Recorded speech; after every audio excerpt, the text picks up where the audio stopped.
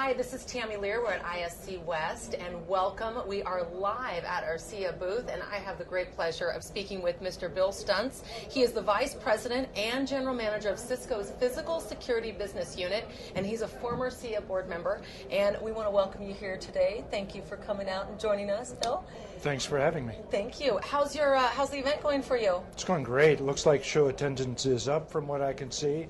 It's a very well-attended event, very professionally done. Very good, very good. Now, question for you. When people think of Cisco, they think of it as being a kind of a non-traditional company relating to the security industry. How do you answer that?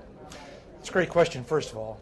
We are a networking company, have been traditionally, but really part of our business is finding industries that can operate more effectively and more efficiently on the IP network, and then helping those industries transition to the IP network.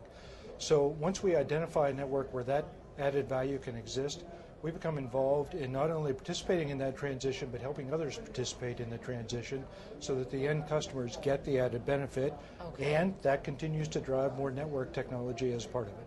And where does Cisco see its particular involvement within the security industry heading, if you're looking into the future? If you look at the future of the security industry, there is no question that this industry and the products made by the industry are going to move from being individual products to being IT applications that solve security issues. Right. So the future of this industry is IP enabled, it's networked, it's integrated systems, it's total solutions instead of individual products. That requires having a platform that operates on the network to be able to distribute information, to be able to use that platform to integrate multiple technologies and products and applications together so that you can create a much more effective solution and, most importantly, a more effective response, because that's the real goal of any kind of system here, is not to understand when something bad's happening, it's to make sure you contain or prevent or stop that event from getting out of control. Right, right. And you hosted an event, Physical Security in Our Connected World, this morning. How did that go? Went great. Good, good. Thank Tell you. us about a couple of things that you covered, one of some main points that you feel were important that the audience could decipher from what you said. Well, I started off talking about how the world is changing, and in reality, population is shifting away from developed countries to emerging markets. Buying power is shifting from developed countries to these emerging markets.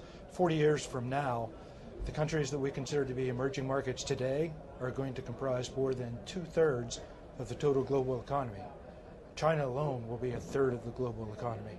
So that's changing the products that they need as they respond to these growth in population. It's moving people from rural to urban environments, and it's creating new cities. Actually, in the next 15 years, there's going to be more than 100 new cities developed from the ground up, each having more than 1 million inhabitants.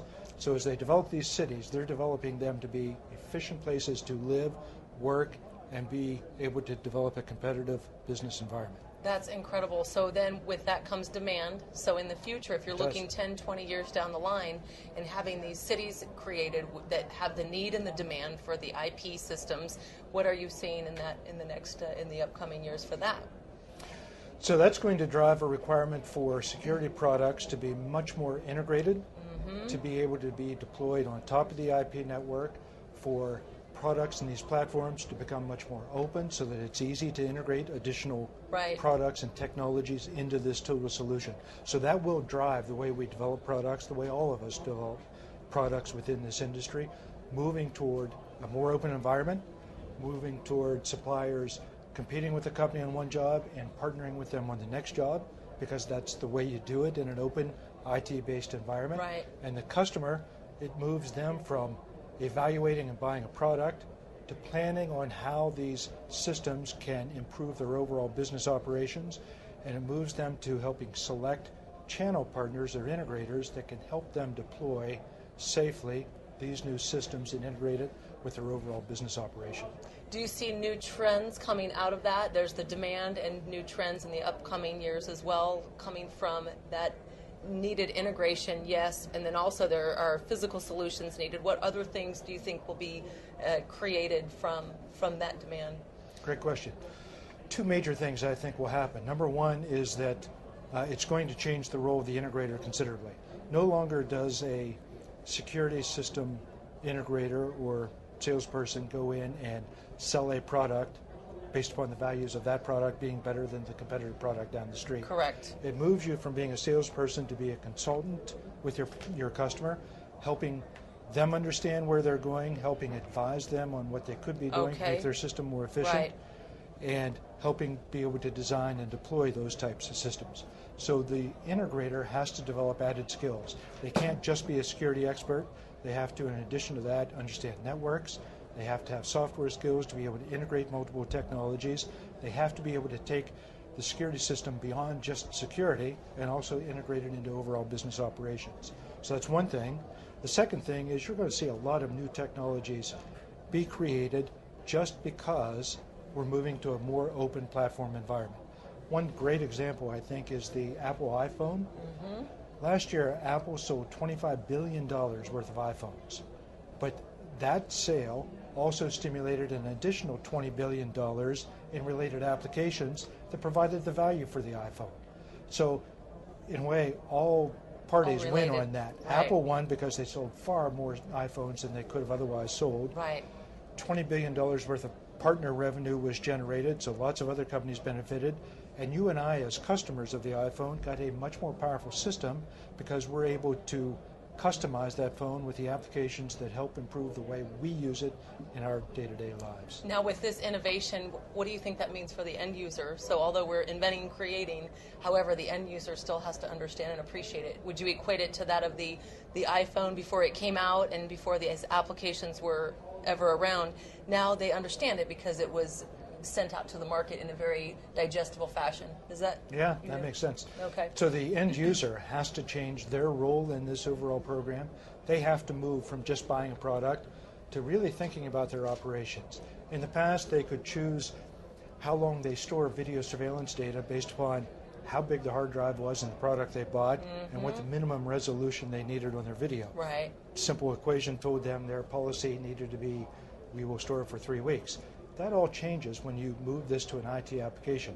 Every camera can have its own storage requirements and duration. Right. You can have different resolutions. So now you make all these different policies based upon what's important to your business, where you have liability, where you have less liability, where you're going to be able to need to be able to access the video in the future to be able to defend your operation, where you may need to access it by multiple applications in order to not only protect your facility, but to study customer traffic patterns to improve your operation or communicate more effectively to your customer base or customers in a store.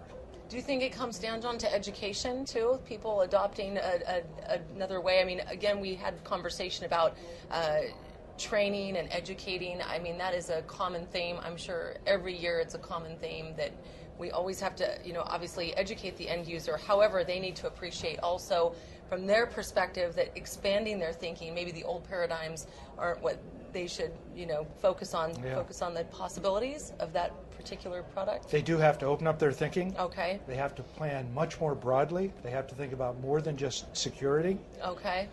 This industry is going through a lot of change. Change creates challenge. Exactly, right. But challenge creates opportunity. Right. So which create results. They do. And the people who have the courage to respond to those opportunities early tend to get more benefits than the ones who do it late. Right. So customers who implement these kinds of tools now enjoy better efficiencies than their competitors do. Right. Suppliers and integrators who adopt these new ways of doing business today are able to lay claim to a bigger portion of this market as it starts to develop. Right, very good. Well, John, thank you for joining us. And you served also on the CIA Board of Directors. And how do you see that particular role evolving? Again, we talk a lot about the future. It's really interesting kind of, looking at, you have some grand experience in being on the Board of Directors for that particular role. How do you see it evolving where it could benefit the industry? One thing that I believe is lacking in the industry that I continually hear questions about is certification. If you are a customer and you need to move from buying a product, it's fairly straightforward how you evaluate a product. Right. But now you have to move to getting an overall integrated system and a much higher level of trust with the integrator who is deploying that system. That's a difficult thing for a customer to do. They're not armed with the information they need to have in order to properly do that evaluation. I'd love to see the industry be able to supply additional certifications of integrators who are capable of doing both security deployments as well as integrated IT-based deployments, and how they combine those to take some of the risk out of this transition for the customer. Okay, that's a really good point I think you're making, because again, that blend will then allow the information to be understood and deciphered from the receiving end, and then everyone will be happy with their technology, their information. There's a blend there.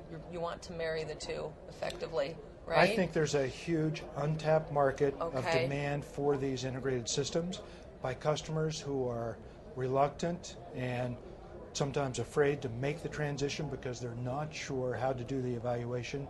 They're not sure who to choose as a partner to do the deployment. It's still a somewhat risky thing for them to do, which is another reason that Cisco has gotten involved in this industry. We know IT departments. We work with them all the time. We've developed relationships there. As this industry moves from products to IT applications, we find the IT department either has or will get involved in every one of these deployments. Very good. Wow, wealth of information, Bill. Thank you so much. We'll have to watch this one again, right?